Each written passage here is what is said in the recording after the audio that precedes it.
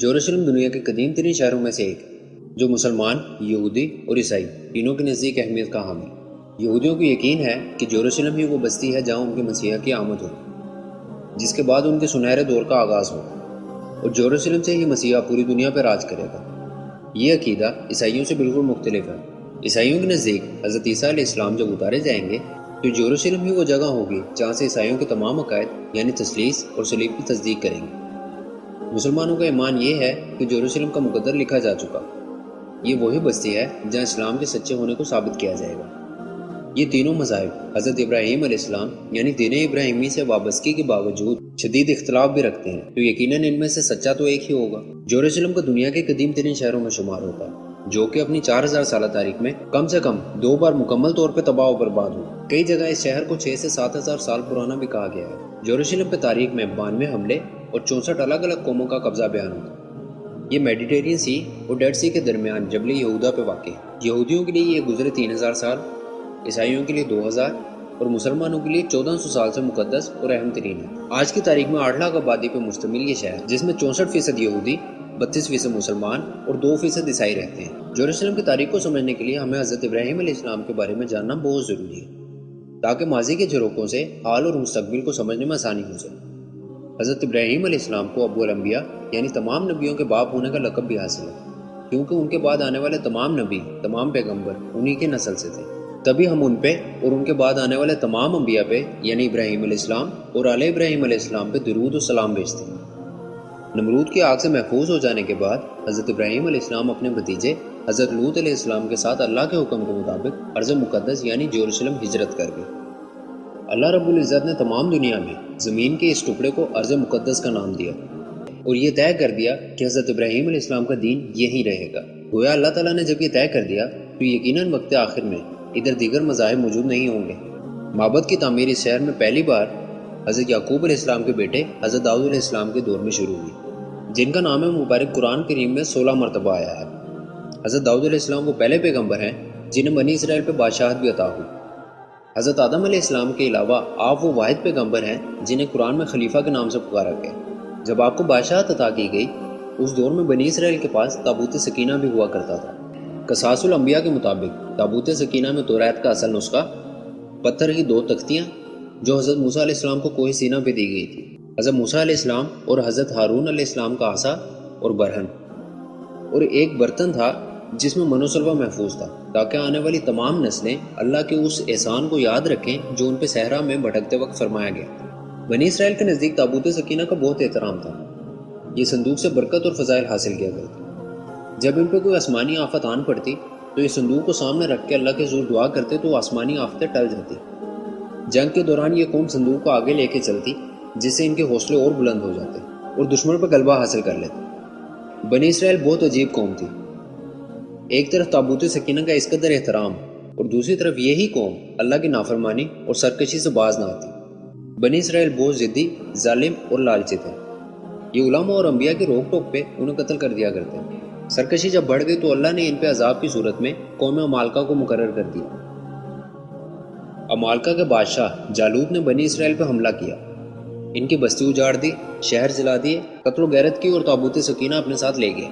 حضرت سموئیل علیہ السلام تب حکمران تھے، لیکن بہت ضعیف ہو چکے تھے۔ بنی اسرائیل نے اللہ کے حضور دعا کی، اے رب دشمنوں کے مقابلے ہماری مدد کے لیے کوئی بادشاہ بھیج، اور پھر حکم الہی کے مطابق حضرت سموئیل علیہ السلام نے 30 سالہ طالوت کو بنی اسرائیل پہ بادشاہ مقرر کر دیا۔ طالوت کو بیشتر علماء پیغمبر تسلیم نہیں کرتے اور انجیل میں انہیں ساول کے نام سے پکارا گیا ہے۔ قوم عمالقہ کا بادشاہ جالوت جو تابوت سکینہ اپنے ساتھ لے گیا تھا، بادشاہ نے تابوت کو کچرے کے ڈھیر میں پھینک دیا، جس کی وجہ سے قوم عمالقہ پہ وبا کی صورت میں اللہ کا عذاب آیا۔ جب وبا سے نمٹنے کے لیے کوئی حکمت کام نہ آئی تو جالوت نے اس دور کے نجومیوں سے وبا کی وجہ پتہ لگانے کا کہا۔ نجومیوں نے بتایا کہ یہ وبا صندوق کی بدولت ہم پہ آئی ہے۔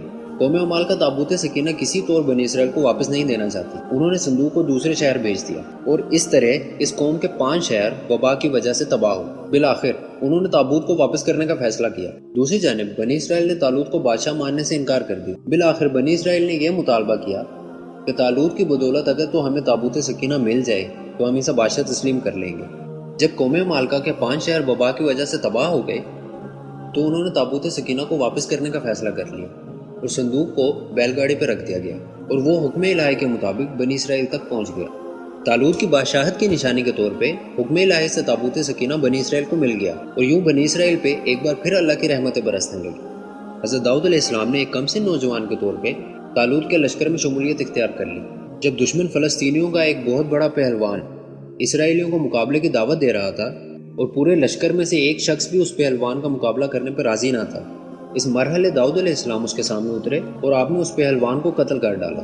اس بے مثال جرت نے داؤد علیہ السلام کو تمام بنی اسرائیل کی آنکھوں میں تارا بنا دیا اور طالوت نے اپنی بیٹی حضرت داؤد علیہ السلام سے بیاہ دی۔ کچھ ہی عرصے کے بعد حضرت داؤد علیہ السلام اسرائیلیوں کے حکمران ہو گئے۔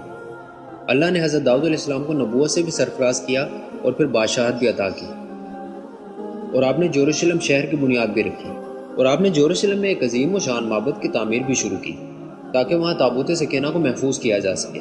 معبد کی تعمیر حضرت داؤد علیہ السلام کے بیٹے حضرت سلیمان علیہ السلام کے دور میں مکمل ہوئی، اس لیے اسے ہیکل سلیمانی یا ٹیمپل آف سلیمان کہا جاتا ہے۔ حضرت داؤد علیہ السلام نے بنی اسرائیل پہ 40 سال حکومت کی۔ آپ کے بعد نبوت اور سلطنت دونوں حضرت سلیمان علیہ السلام کو بخشی گئی۔ حضرت سلیمان علیہ السلام کا قرآن کریم میں 17 مقامات پہ ذکر ہے۔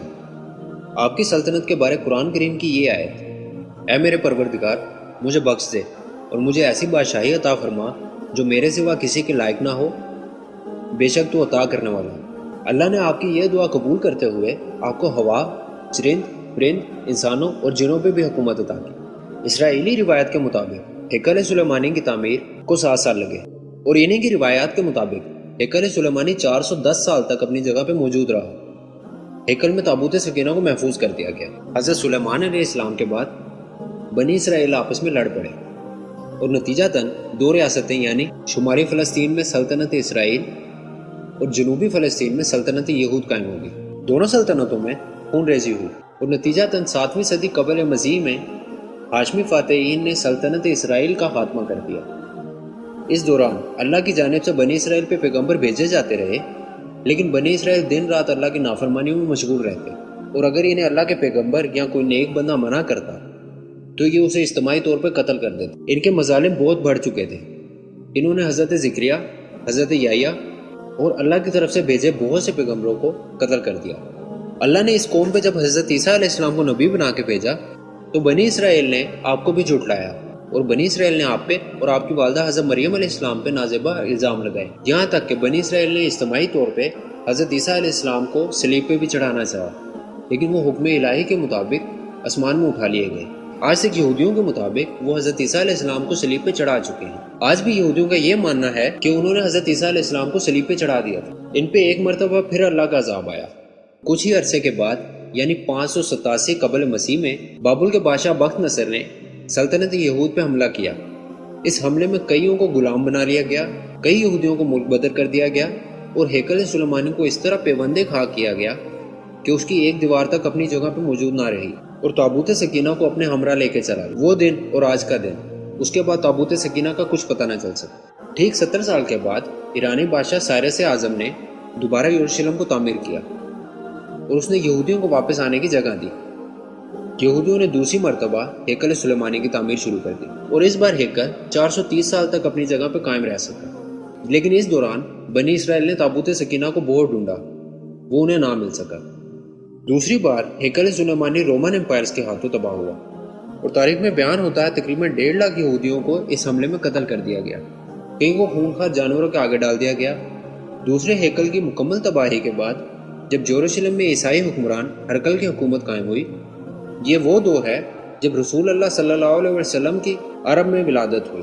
اس دوران وہ یہودی جو یروشلم کی مکمل تباہی کے بعد قبائل کی شکل میں مختلف جگہ پہ آباد ہوئے، ان میں سے اکثر عرب کے علاقے میں آ گئے تھے، اور وہ مقامی بدو قبائل اور قریشوں سے اپنے اس رشتے کا ذکر کیا کرتے جو حضرت ابراہیم علیہ السلام کی اولادوں کے درمیان قائم تھے۔ یہاں یہ بات بہت قابل غور ہے کہ یہودی حضرت ابراہیم علیہ السلام اور حضرت سارہ علیہ السلام کی نسل سے ہیں، جبکہ قریش حضرت ابراہیم علیہ السلام اور حضرت ہاجرہ کی اولاد سے۔ حضرت اسماعیل علیہ السلام جو کہ حضرت ابراہیم علیہ السلام اور حضرت ہاجرہ علیہ السلام کے پہلے بیٹے تھے، جنہیں حکم الہی کے مطابق حضرت ابراہیم علیہ سرزمین مکہ ان کی والدہ کے ساتھ چھوڑ دیا تھا، وہیں زمزم کا چشمہ جاری ہوا، وہیں حکم الہی کے مطابق آپ کی جگہ دمبا ذبح ہوا اور وہیں قبیلہ بنو جرہم آباد ہوا جہاں اسماعیل علیہ السلام کی شادی ہوئی۔ اسماعیل علیہ السلام کے 12 صاحبزادے تھے جو تمام کے تمام مختلف عرب قبائل کے سردار بن گئے، جبکہ حضرت ابراہیم علیہ السلام کے دوسرے بیٹے اسحاق علیہ السلام جو کہ حضرت سارہ کے بیٹے تھے، وہ حضرت اسماعیل علیہ السلام سے 15 سال چھوٹے تھے۔ حضرت اسحاق علیہ السلام کے 2 بیٹے عیسو اور یعقوب علیہ السلام۔ یعقوب علیہ السلام جن کا نام عبرانی میں اسرائیل ہے، جس کے لفظی معنی اللہ کا بندہ ہے، یعنی بنی اسرائیل کا مطلب حضرت یعقوب علیہ السلام کی اولاد ہے۔ بنی اسرائیل کے پیغمبروں کا سلسلہ حضرت عیسیٰ علیہ السلام تک چلا۔ بنی اسرائیل نے حضرت عیسیٰ علیہ السلام کو بھی قتل کرنے کی کوشش کی، لیکن وہ حکم الہی کے مطابق آسمان میں اٹھا لیے گئے۔ جس قوم کو اللہ کی لاڈلی قوم ہونے کا فخر حاصل تھا، وہ اپنی بدعمالیاں اور نافرمانیوں کے باعث ملعون ہو گئی، اور اللہ نے پھر نبوت بنی اسرائیل سے لے کے بنی اسماعیل کو سونپ دی، اور پھر بنی اسماعیل میں سے اللہ کے آخری پیغمبر حضرت محمد صلی اللہ علیہ وسلم پہ قرآن نازل ہوا اور دین مکمل کر دیا گیا۔